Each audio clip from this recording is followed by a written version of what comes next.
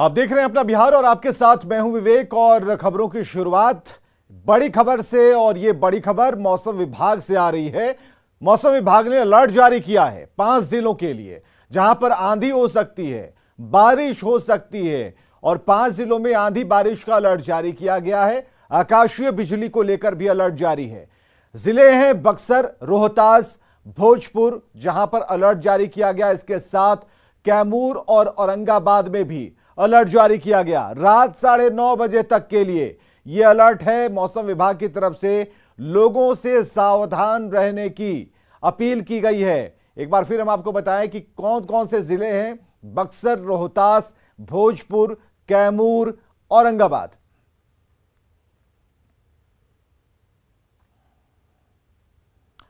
और अब बात करेंगे राष्ट्रपति चुनाव की।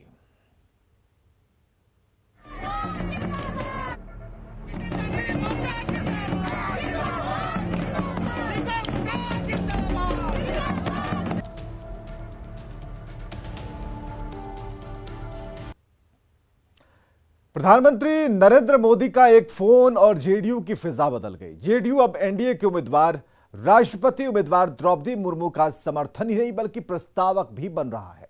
शुक्रवार को द्रौपदी मुर्मू नामांकन करेंगी। नामांकन के पहले उन्होंने पीएम मोदी समेत कई बड़े नेताओं से मुलाकात की। दिल्ली पहुंचते ही द्रौपदी मुर्मू का कैसे हुआ वेलकम, इस रिपोर्ट के जरिए जानिए।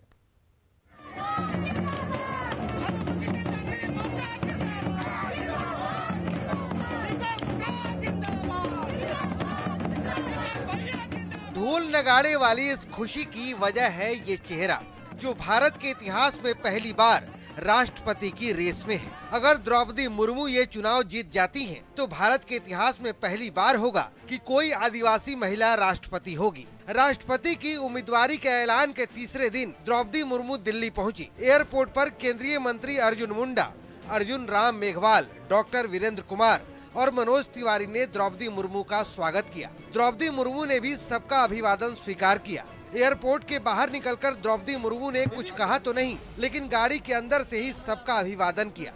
एयरपोर्ट से निकलने के बाद सबसे पहले द्रौपदी मुर्मू ने प्रधानमंत्री नरेंद्र मोदी से मुलाकात की। श्रीमती द्रौपदी मुर्मू को पीएम मोदी ने गुलदस्ता भेंट किया। तस्वीर शेयर करते हुए पीएम मोदी ने ट्वीट पर लिखा है कि द्रौपदी मुर्मू जी से मुलाकात की। राष्ट्रपति पद के लिए उनकी उम्मीदवारी को समाज के सभी वर्गों द्वारा पूरे भारत में सराहा गया है। जमीनी समस्याओं को लेकर उनकी समझ और भारत के विकास का उनका विजन बेजोड़ है।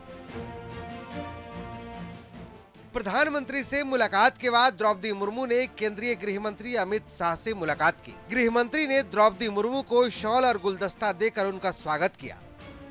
अमित शाह से मुलाकात के बाद द्रौपदी मुर्मू ने उपराष्ट्रपति वेंकैया नायडू और रक्षा मंत्री राजनाथ सिंह से भी मुलाकात की। जाहिर है, द्रौपदी मुर्मू को राष्ट्रपति पद का उम्मीदवार बनाए जाने का एनडीए के सभी घटक दलों ने स्वागत किया है। जेडीयू द्रौपदी मुर्मू का समर्थन ही नहीं बल्कि प्रस्तावक भी बन रहा है। जेडीयू की तरफ से राष्ट्रीय अध्यक्ष ललन सिंह, दिलेश्वर कामत, चंदेश्वर चंद्रवंशी, सुनील कुमार पिंटू और आलोक कुमार सुमन प्रस्तावक बनेंगे। राष्ट्रपति उम्मीदवार द्रौपदी मुर्मू जी के नॉमिनेशन पत्र पर समर्थक के रूप में माननीय ललन बाबू, मेरा नाम, माननीय दिलेश्वर कामत जी, माननीय आलोक सुमन जी, माननीय चंद्रवंशी जी का नाम माननीय मुख्यमंत्री जी ने तय किया है कि प्रस्तावक हम लोग जेडीयू की तरफ से बनेंगे। दरअसल समर्थन के लिए प्रधानमंत्री नरेंद्र मोदी ने मुख्यमंत्री नीतीश कुमार से फोन पर बात की थी। इस बात की जानकारी मुख्यमंत्री नीतीश कुमार ने खुद दी थी और ट्वीट कर लिखा था कि श्रीमती द्रौपदी मुर्मू जी को राष्ट्रपति पद का उम्मीदवार बनाया जाना खुशी की बात है। श्रीमती द्रौपदी मुर्मू जी एक आदिवासी महिला है। एक आदिवासी महिला को देश के सर्वोच्च पद के लिए उम्मीदवार बनाया जाना अत्यंत प्रसन्नता की बात है। श्रीमती द्रौपदी मुर्मू उड़ीसा सरकार में मंत्री और इसके बाद झारखंड की राज्यपाल रह चुकी हैं। कल प्रधानमंत्री जी ने बात कर इसकी जानकारी दी थी कि श्रीमती द्रौपदी मुर्मू को राष्ट्रपति पद का उम्मीदवार बनाया जा रहा है। प्रधानमंत्री जी को इसके लिए हृदय से धन्यवाद। राष्ट्रपति पद के लिए द्रौपदी मुर्मू 24 जून को अपना नामांकन दाखिल करेंगी। द्रौपदी मुर्मू के नामांकन के दौरान मोदी सरकार के कई मंत्री, बीजेपी के दिग्गज नेता और बीजेपी शासित राज्यों के मुख्यमंत्री भी मौजूद रहेंगे। दिल्ली से न्यूज 18 के लिए शंकर आनंद के साथ अमितेश कुमार की रिपोर्ट। आगे बढ़ते हैं। अग्निपथ योजना को लेकर बीजेपी और जेडीयू में बयानबाजी अब भी जारी है। अग्निपथ योजना को लेकर जेडीयू की तरफ से सवाल किए जाने से नाराज बीजेपी के प्रदेश अध्यक्ष संजय जायसवाल ने बिहार के कॉलेजों के सेशन लेट होने का ठीकरा जेडीयू पर फोड़ दिया। संजय जायसवाल के बयान पर जेडीयू की तरफ से उपेंद्र कुशवाहा ने भी पलटवार किया।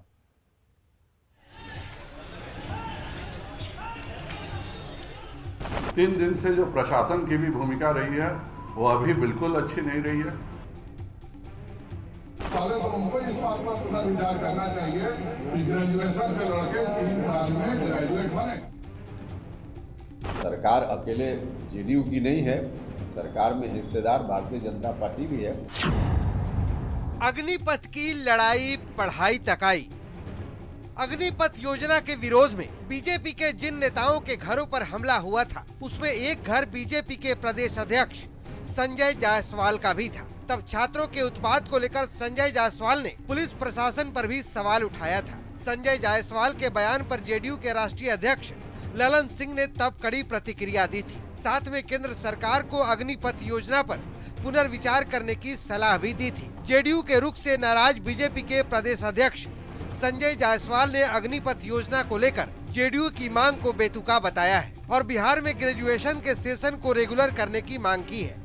हमको तो हंसी आती है जनता दल यूनाइटेड पर। उन्होंने भी कहा दिया कि अग्निवीर योजना का पुनर्विचार करना चाहिए, जबकि उनके यहाँ आज भी शिक्षा जो है वह जनता दल यूनाइटेड के पास है। पहले तो उनको इस बात पर पुनर्विचार करना चाहिए कि ग्रेजुएशन के लड़के 3 साल में ग्रेजुएट बने। संजय जायसवाल के बयान पर जेडीयू की तरफ से जेडीयू संसदीय बोर्ड के राष्ट्रीय अध्यक्ष उपेंद्र कुशवाहा ने भी पलटवार किया है और कहा है कि गठबंधन की सरकार में बीजेपी भी शामिल है। सफलता और असफलता दोनों में बीजेपी हिस्सेदार है। उपेंद्र कुशवाहा ने संजय जायसवाल को सोच समझकर बोलने की नसीहत दी। लाभ है दोनों दल के लोग लें और कहीं नुकसान की स्थिति हो तो उससे बीजेपी अपने को बचाना चाहे, ये कैसे संभव है? क्रेडिट या डिसक्रेडिट दोनों के लिए है, क्योंकि दोनों मिलकर सरकार चला रहे हैं। सरकार में शिक्षा विभाग जेडीयू के विजय चौधरी के पास है, इसीलिए जेडीयू का नाम लेते हुए संजय जायसवाल ने विश्वविद्यालयों के सेशन लेट होने पर सवाल उठाया है। हालांकि असली वजह अग्निपथ पर विचारों के टकराव का है। उम्मीद थी कि राष्ट्रपति पद पर जेडीयू की तरफ से द्रौपदी मुर्मू का समर्थन करने के बाद दोनों दलों में सब कुछ ठीक हो जाता, लेकिन ऐसा कुछ होता हुआ दिखाई नहीं दे रहा है। न्यूज़ 18 के लिए पटना से धर्मेंद्र के साथ ब्यूरो रिपोर्ट।